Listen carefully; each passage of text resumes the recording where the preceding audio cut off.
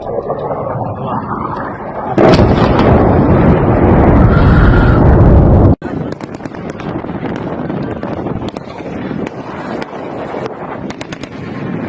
udara koalisi pimpinan Arab Saudi pada Jumat 2 Januari 2026 menewaskan 7 prajurit separatis di Yaman dalam respons atas operasi militer Dewan Transisi Selatan atau STC yang didukung Uni Emirat Arab.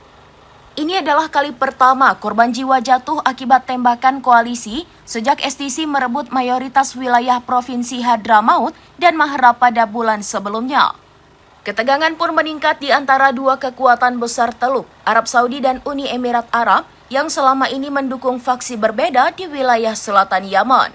Ketua STC untuk wilayah Wadi Hadramaut dan Gurun Hadramaut Muhammad Abdul Malik menyebut 7 serangan udara menghantam Kem Al-Qasah, menewaskan 7 orang dan melukai lebih dari 20 lainnya. Serangan ini terjadi tak lama setelah pasukan pro-Saudi menggelar operasi untuk mengambil alih beberapa situs militer di Hadramaut secara damai. Gubernur Hadramaut Salim Al-Kanbashi yang juga memimpin pasukan yang didukung Saudi di provinsi tersebut menyebutkan operasi ini bukan deklarasi perang atau upaya untuk meningkatkan ketegangan. Ia menegaskan bahwa tujuan operasi ini adalah penyerahan situs militer secara damai dan sistematis.